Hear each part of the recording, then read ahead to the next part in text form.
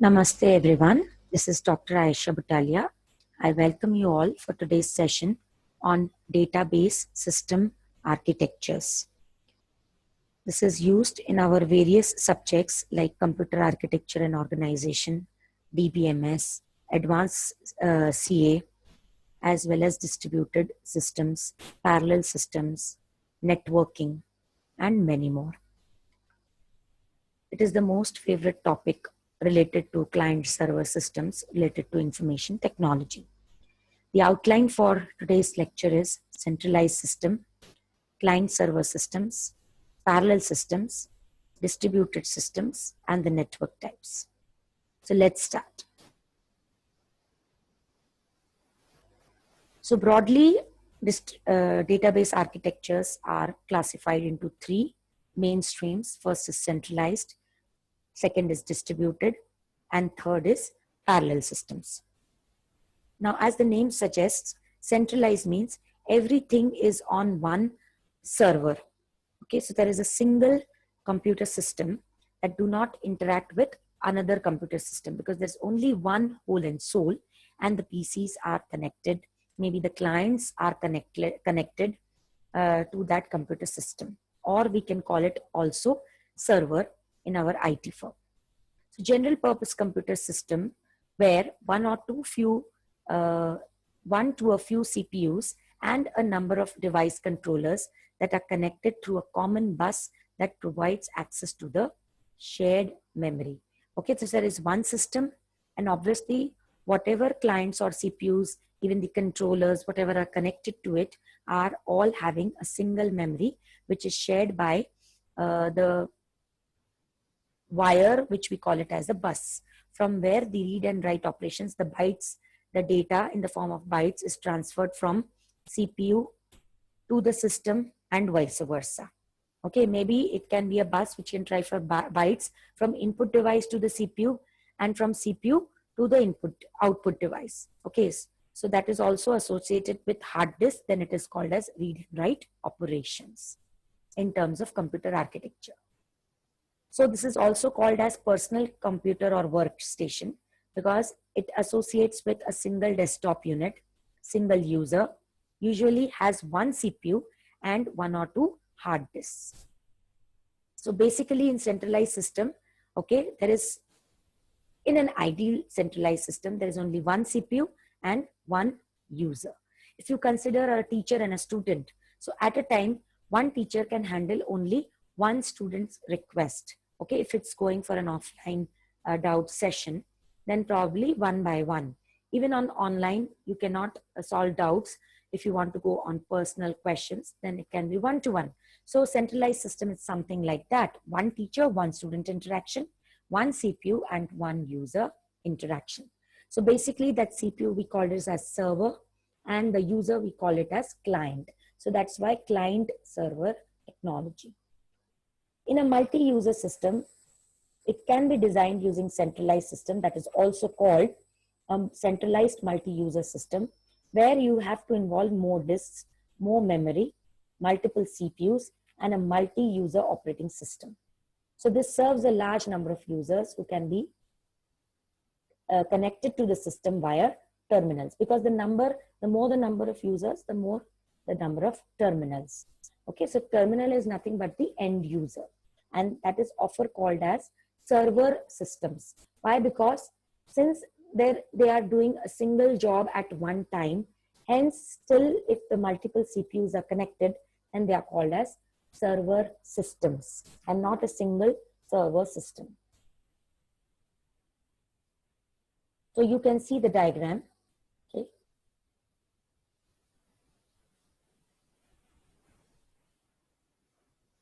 So if you see it more clearly,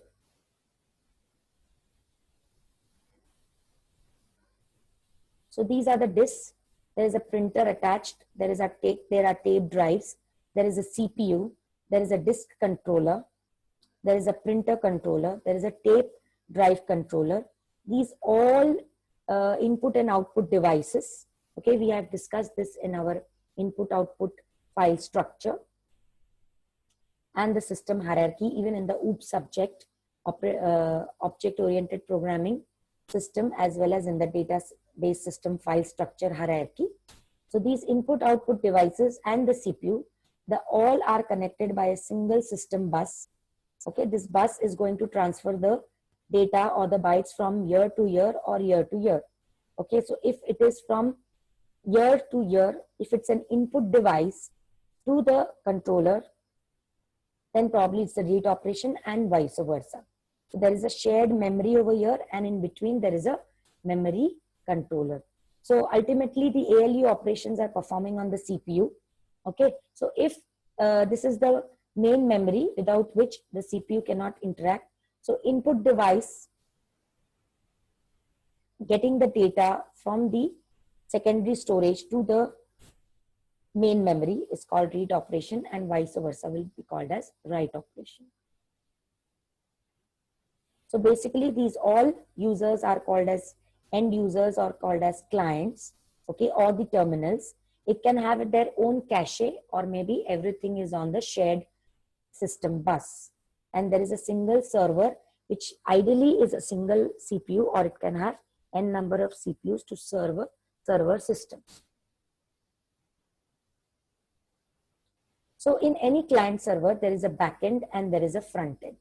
Okay, so front end is nothing but the forms, report writers, and the graphical user interface. So if you are using any email account, say Yahoo or Gmail, so you have this user ID and password, that's the front end. So basically the backend part is the same, that the logging operation is checking your username and password authority, but the front end is different because they are two different companies, say Gmail and Yahoo.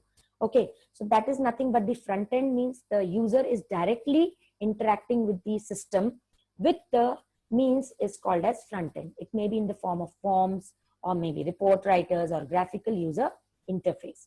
Okay, and the back end, back end may be the database, or maybe even the business logic or the program. So whatever authorization or the authentication is happening of password and usernames at the back end, they are not visible to you. Okay, if it's right, you get the inbox page.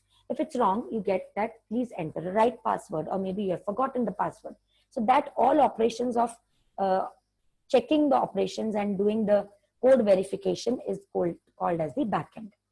Okay, so it involves your managing access structures, query evaluation, optimization, and concrete console and recovery. So basically this is all related to the database. So you have an SQL user interface, forms interface, writer, report writer, graphical interface. So you can have all different objects, okay, and that will be called as front end. So if object-oriented programming, you can have a single clause called front end, and these will be the different methods, and then the different objects can be called, and these methods can be operated on the console. Then there is an interface where you have got an SQL as the backend, and even the API in which the programming is to be done. Okay, so application programming interface. So it's, interface means something which is in between the user and the system. And then you have the SQL engine as the exact data backend. So this is interface will work as a business logic, where backend will be checking the entire database where all the username and passwords are stored, and it will be checked from there using this API. So you need an interface because you need to, it's like a driver form. So, the person who has the car doesn't know knows how to drive. Okay, whereas the driver is someone who doesn't own the car. So the driver is just helping out the person who owns the car to drive. So similarly, if the backend is SQL and say front end is some, front end language, say Java you are using, or VB, Visual Basic, or any form you are using, say PHP. So it is not knowing SQL, because SQL is different managing, and the front end is a different company. But still, they cannot use the entire authenticity inside code, but they have an interface, which will form like a communicator. The another example is like one person knows English, another person knows French, but they want to communicate. So there is a translator in between, right? So they don't need to learn both of them their languages, but they hire a translator. It's something like that is called as the interface. That is basically when we discussed about more about programming, then we discuss how to, in RMI operations in Java, remote method invocation, or maybe in remote procedure call in terms of C language, interfaces are defined. And we have seen that in those appropriate lectures. Maybe when you have learned C language or Java, then at that time you will understand RPC and RMI respectively. So in continuation to client server systems, what are the advantages of replacing the mainframes with network of workstations? You know, why we are having this network where you are sharing the main memory? Why it's not at all independent? Because when we transfer from centralized server to the distributed system, okay, so as discussed, 3 types of systems: centralized, distributed, and parallel. So when we shift from centralized to distributed, the drawbacks of centralized are that, overloading has been done on one system itself. If it crashes, then what will happen? Entire functionality would be lost. So why we are coming from one type of architecture to another? For better functionality for the cost. Okay, because we will not lose the data. Okay, flexibility in locating resources and expanding facilities. Okay, so we can expand, because if suppose there is one server, maximum you can attach n users. But if you try to have more servers, then you can multiply according to its capacity. Okay, and it can be more reliable. Who doesn't want functionality for efficient cost? Because if your server is too slow, so that is also would not give you a maximum benefit of return on investment. So anybody wants their access to be fast. So if on single process, multiple servers are achieving, so that task is to be done fast, that is called as distributed system. Okay, so for better user interfaces and for easier maintenance. Okay, because the n number of servers will be maintaining their own capacity. Otherwise, it would be again overloaded to a single centralized system. So server system can be broadly classified into 2 kinds: transaction servers and database servers. Now, basically, transaction servers are used in relational database where we have multiple transactions at one time. So if you go to our video on concurrent transactions, okay, at that time you will understand that basically if you want to have distributed system to implement properly, you need to handle the concurrency issues, and there are certain protocols to implement the concurrency controls. So their transaction servers are designed for that particular purpose. Whereas for object-oriented database systems, if you go to our lecture on object-oriented programming systems, there you will find that the classes are designed as a separate entity, and every entity is called a database or maybe tables. So every class associated to entities in the form of entity relationship diagram with the help of tables, and they are all managed with the help, the schema, the entire schema, okay, of entities, and the classes are managed with the help of database servers. So just over here you need to highlight is that transaction servers for relational database transactions, whereas database servers for object-oriented database systems. In our previous lectures of DBMS, we had discussed about the various types of models. Okay, relational model, object-oriented model, hierarchy model, network model. Okay, so these are specifically used for those particular models, or we can also call it as the systems. Coming to the next, transaction server, it is also called as the query server, okay, or SQL server system. Why? Because client sends the request to the server, whereas transactions are executed and results are shipped back to the clients. So, you know, if student is like a client and say server is like a teacher. So students give the request to the teacher that I have a doubt. Then, you know, teacher tries to process it. That means solves the doubt, and then, you know, communicates to the client, that is the user. So this is the way. So as said earlier, if you use C language, then this is called as remote procedure invocation. Okay. Now, why remote procedure call? Because you are calling the procedure to be executed, which is on the another machine, that is remotely it is placed. No, it's not on the same machine. It's remotely based. That is why it is called a server. Okay. Suppose, for example, in India, there is a server. We have got a proxy server from the Yahoo main and at UK or US from where it is coming. So basically, the procedure of inbox is coming through the remote procedure call from here to there. So we are remotely accessing those inbox over here, right? So remote is something which is not on the same machine. That is called as remote procedure call. So in when we had learned about C language lectures, in also our object oriented lectures on functions, every function has three parts. One is declaration and initialization, second is definition, and third is the using or the calling of the function. Okay, so server has the definition of the function, right? The client calls that particular function. So if that function is on the server, it's remote, and the declaration is on the interface which is between, the communicator, as we discussed. This is between the client and the server to talk with themselves in their own languages. So basically you need a connectivity, ODBC. So this is the driver which is incorporated in C language application program interface. Okay, as I said, that what is a driver? Okay, basically it is the open database connectivity. This driver is known as interface. As I said, that since SQL and C, they are different platforms. They don't want to share their internal compiler design or maybe code. That's all secured. But there is an interface which talks in the language, and obviously one is an API, C is a application program, and another is a database server. So they need to integrate, because without an application program, even database will not have much significance, and vice versa. Okay, so JDBC, Java database connectivity, standard similar to ODBC for Java.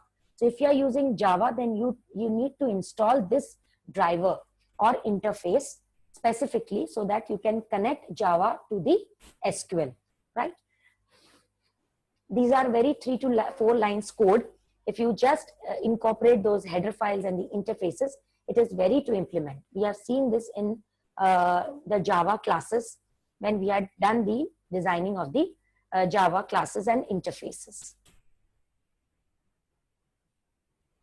Now coming to the next, transaction server process and structure. A typical transaction server consists of multiple processes accessing data in shared memory. Okay, so basically now we have come from centralized to the distributed. So in distributed, for the same one task, you have multiple servers, and that multiple servers, they will be handling multiple processes. That means one teacher can access only one student, but if there are multiple teachers, they can handle the single class, but they handle it one by one. One teacher enters, completes its lecture, then another teacher enters. Okay, similarly, that means at one time only one teacher is accessing, but 5 teachers are there to handle that particular class, okay, concurrently. So the word comes as concurrently. More you will understand in our particular YouTube lecture on concurrent transactions. So these are basically multi-threads. Why? Because multiple processes, a single process is divided as a thread, and then it can be run concurrently with the help of that. So you need a lock manager and a database writer to achieve multi-threading. This topic is separately covered, multi-threading. It is a term of operating system. So in the operating system lectures, you can go into much detail about multi-threading. Then you also need a log writer, you need a checkpoint process, and you need a process monitor process. Now what this monitor process, monitor process does, okay, it monitors other processes and take recovery actions if any other process fails. Okay, so if you go to our issues in concurrency control lecture, probably the entire lecture is based on this monitoring, because if there are concurrent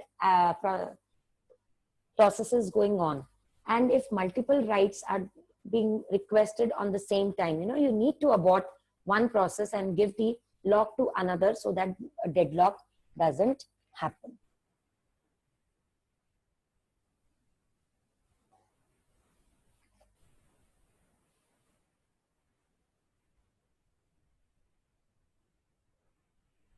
So this is the diagram, okay, where you have different user processes actually here. These are the different servers which are connected with the help of ODBC and JDBC drivers. You have a buffer pool over here.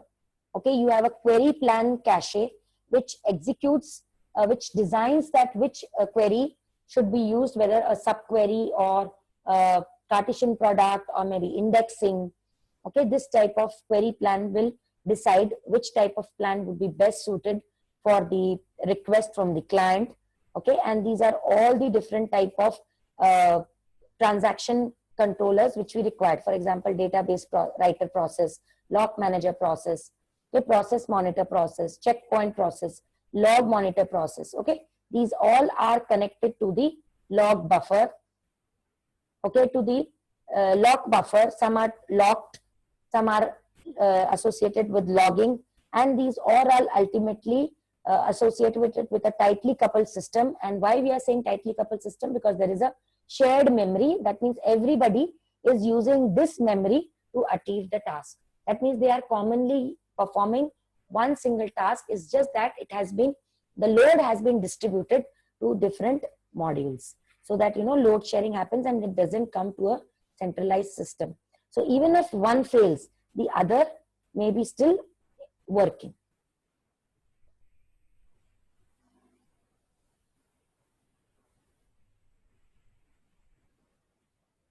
So a shared memory consists of a buffer pool, log table, log buffer, and cached query plans, right? So you need to have a mutual exclusion.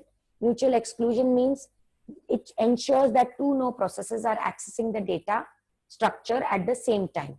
Okay, that means everybody is feeling that they have been given an exclusive lock, because if two people try to write on the same data, there can be a conflict.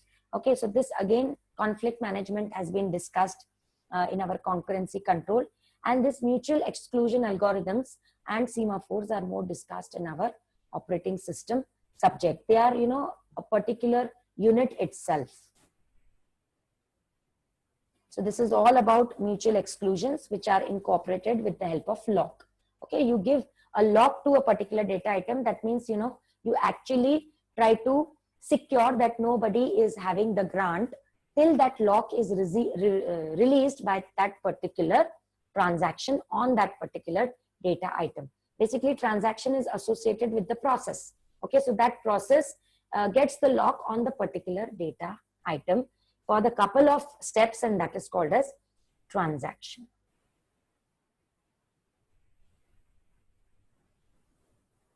So used in LANs. Where are these data servers used? They are used in LANs. So distributed system, okay, they are basically implemented in our local area networks.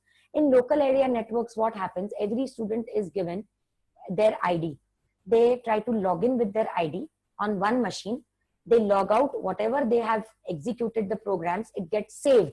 Saved means it gets transferred to the server, so that when they come and they access their data from another machine, that means they log in from another machine, then also they get the data which was saved from some another machine last time. It means that data is being not saved on the local disk. It is being saved on the server, and that is the shared memory. Okay, but different clients have been attached to it. So, but you know, the transaction from one client to another client, that means if two people accessing the data at the same time on the LAN, they feel that they have been given priority, that their request was executed first. But actually, there was a microsecond gap between the request of both of them, and the person who requested microsecond first, their process was initiated first. But you know, it happened so fast that we couldn't sense that we were in the queue. So in operating systems, we have also learned about paging and segmentation. So probably with the help of this, data is fetched, okay, page by page, so that we can not log the entire segment, but we can also log only particular pages. Because see, if one segment is allocated to one server, then probably it will not be a concurrent transaction. Okay, then it will just become like a centralized system. So in that case, if you want to implement concurrent transactions and rather the main purpose of distributed system, then we should have page locking rather than segment locking, because segment may have 100 pages. So you can give some particular pages only for a person to a lock. Other pages of the same segment can be given to some other transaction or a process to lock.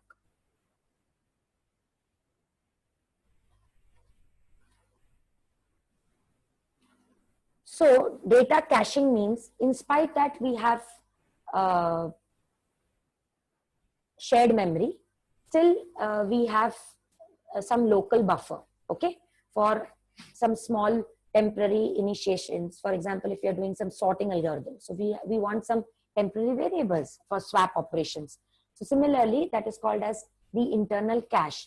So if suppose two transactions are updating the same copy, it will be a conflict. Okay, so this is called that before the data is up to date. So suppose if a particular process is writing a data and other process tries to read the data. So which data it should try to read? The data which was updated copy, or before it was being updated by the present process who is having the lock on that particular data item. So it has to wait either to that person or that process to complete its writing process, put that data onto the shared memory, and then this process will start reading it. Okay, so it should ensure that it should be up to date, and that is called as cache coherency. So if you are retrieving the up-to-date copy, then you have achieved the cache coherency protocols. So basically, it happens sometimes that we also don't know whether the data item which we are retrieving is updated or not. So for that, we have two types of protocols. This also we had discussed in our previous lectures, and that is called as cache invalidate and cache update. So what it happens, if suppose a particular process retrieves a data lock for a particular data item for writing operation, that data item on the shared memory is marked as invalidate. It means that if somebody else is trying to retrieve that, then it will be understood that it's an invalid copy. We should wait it until it is updated. Or if it is very urgent, we should request that process to send back the updated copy the moment it is completed. Another protocol of cache coherency is write update. Write update means it will update immediately the copy and send it to the shared memory. Whereas write invalidate, what it will happen, if the network is jammed by some other priority process, whenever the jam is free or on request only, that data copy would be updated onto the shared memory. Till that time, it will be just marked that it is invalidated, and still the updated copy has not been updated on the shared memory, and it is still with the person who had provided the locks. But if you will go to our concurrent transaction lecture, you will see that the moment the process completes the write operation, it immediately releases the lock. In distributed system, synchronization and releasing of locks, there are particular protocols and locking algorithms which make sure that it is immediately released so that waiting time is not increased, right? So this all discussion was about the distributed system. So again, we will revise the three types of systems: centralized, where load was too much increased on one system, and we couldn't achieve much access time because load was not shared. In distributed system, another type of system, their load was shared. Okay, so we could achieve our task fast, but it was achieving, all were working for a single goal, actually for a single task to be completed, only just the load was being shared. Okay, and the main examples of distributed system is our internet and mobile, where you are all using the shared topology networks. And last but not the least is the parallel systems. Okay, so basically parallel systems is that it is more of a multi-computer environment. Distributed system is multi-processor environment, where you have a single shared memory. You have multiple CPUs to achieve your task for load sharing, and that is called as a tightly coupled system because it's a shared system. Whereas parallel system is called as multi-computer system because you have your own processors. Along with that, you have got your own memory also. Okay, so it is divided into two parts. A coarse grain parallel machine consists of small number of powerful processors, whereas massively parallel or fine grain parallel machine utilizes thousands of small processors.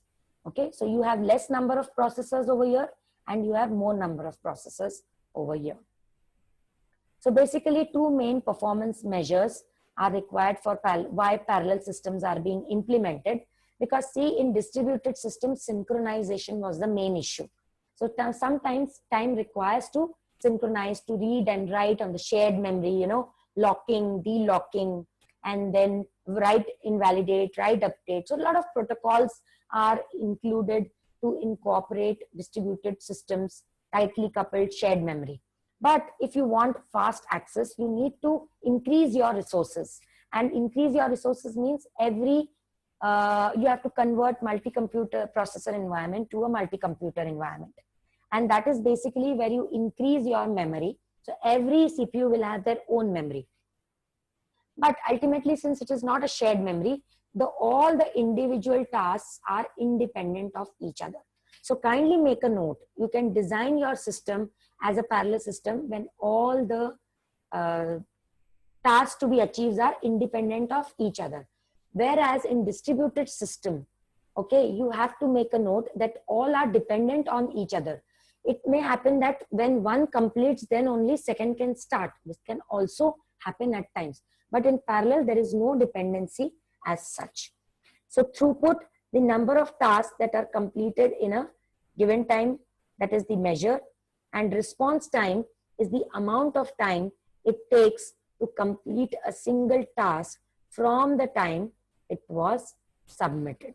Okay, so maybe for a distributed system, if they are dependent system, response time and throughput time for a dependent systems would be much more efficiently achieved with the help of distributed system. But if they are independent processes, then probably throughput and response time would be much better achieved with the help of parallel systems. So again, these are two more measures with the help of which you can decide whether you have to design with the help of distributed system or parallel. So it is a fixed size problem executing on a small system is given to the system which is n times larger. So I'll repeat, a fixed sized problem executing on a small system is given to a system which is n times larger. So how it can be measured? Okay, so speed up can be calculated as small system elapsed time divided by large system elapsed time. So speed up is linear if equation equals n. Whereas scale up is increase the size of both the problems and the system n times larger system used to perform n times larger jobs. Okay, so probably you need to have a combination of coarse grained and fine grained parallel system as discussed earlier. So if we try to evaluate, this is the speed versus resources. Okay, so the more the number of resources, okay, the more speed you get. As simple as that. So that is why parallel system, since the resources we are increasing, we can have a better throughput.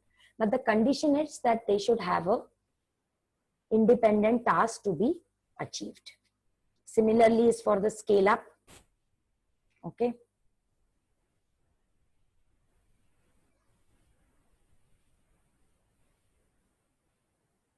So you can divide your tasks into batches.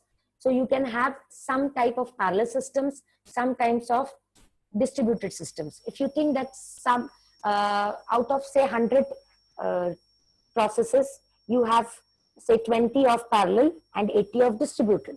Okay, so you can accordingly also implement the integration of both with the help of batches. So you can that way increase the scale up of the transactions. So other type of measures which can be used for to measure both types of system, that is startup costs So it is the cost of starting up multiple processes may dominate the computation time if the degree of parallelism is high. So obviously, if the cost of starting up multiple processes, so if suppose at one instant lot of processes have to be initiated, so that is why the load will increase. So at times, distributed system again is a efficient way, and that is why internet and mobile networks are using those types of systems. Interference, it is the process accessing shared resources. Okay, so your system bus, your disks, your clocks, they are all shared. For example, locks.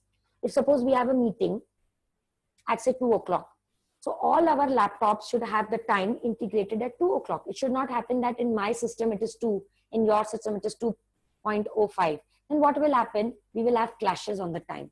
So there is a network time protocol, okay, which is on the internet. So all our machines, as soon as we restart, okay, that protocol is get integrated and our timings are updated. So this type of synchronization, time synchronization, data synchronization, okay, since it is having shared memory. So this type of interference should not lead to our costs and limit our speed up and scale up measures. So for that, we should have these protocols which are very well implemented in the current distributed systems.